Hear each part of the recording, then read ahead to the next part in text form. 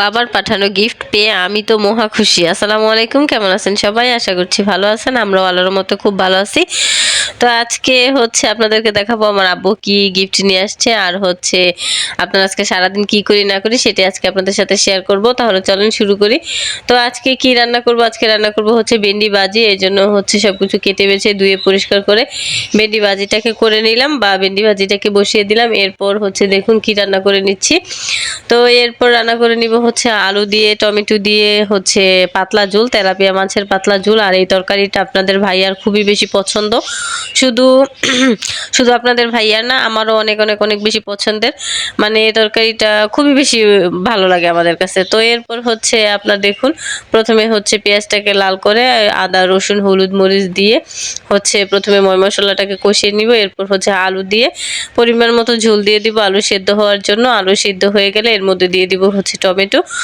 এরপর টমেটো যখন সেদ্ধ হয়ে যাবে তখন দিয়ে দেবো পরিমাণ মতো পানি আর মাছ দিয়ে। এবার আপনার ধনিয়া পাতা, এরপর আপনার জিরা ফাঁকি, যেটা টালা জিরা বা টেলে নেওয়া হয় শুকনো খোলায়, ওই জিরা ফাঁকি দিয়ে তরকারিটাকে নামিয়ে ফেলবো।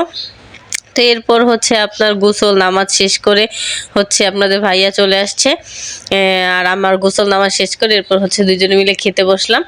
তো আপনাদের ভাইয়া খেয়ে জানাবে আসলে তরকারিটা কেমন হয়েছে। আর আপনাদের ভাইয়াকে যখনই আমি জিজ্ঞেস করি যে আপনি একটু ভয়েস দেন না, সে ভয়েস দিতে কখনোই রাজি হয় না।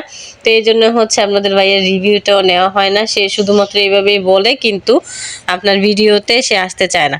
তো এরপর দুজনে মিলে দুপুরে লাঞ্চ করি। আর দুপুরে লাঞ্চ করার পরেই আমাদের আমার খুশির একটা তো আমি জানতাম না যে আমার আব্বু আমাকে এরকম একটা সারপ্রাইজ পাঠাবে। আসলে বাবা মা এমন একটা জিনিস, আপনি যতই বলেন না কেন যে হ্যাঁ খাইছি দিছি করছি, তারপরেও তাদের নিজের হাতে করতেই হবে। তো এরপর যখন এটা গিফটটা আসছে তখন আমি ভাবতেছিলাম যে এত পাতলা জিনিসটা কি হবে কি হবে, খুবই বেশি এক্সাইটিং ছিলাম যে কি হতে পারে কি হতে পারে। এরপর দেখুন আমরা তিনজন মিলে টানাটানি করে ছিঁড়ে ফেলছি যে কখন খুলবো কখন দেখবো। তো এরপর দেখুন কি নিয়ে আসছে নুডলস। আর আমার আব্বু এখনো মনে করে আমি সেই ছোটই আছি, আমি বড় হইনি। আসলে বাবা মার কাছে সন্তান কখনোই বড় হয় না। সে চিপস চকলেট বিস্কিট নুডলস এগুলা আমার জন্য পাঠাইছে।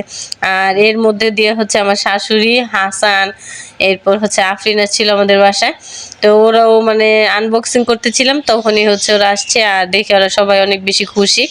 হাসান তো শুধুমাত্র চিপসের প্যাকেটটাই নিয়ে বসে আছে। তো বাচ্চা মানুষ তো সবাই ভালো থাকবেন। আর সন্ধ্যাবেলা দুইজনে মিলে আপনার কি বলে ঝালমুড়ি খেলাম। তো ভালো থাকবেন সুস্থ থাকবেন আমাদের পাশে থাকবেন। আল্লাহ হাফেজ।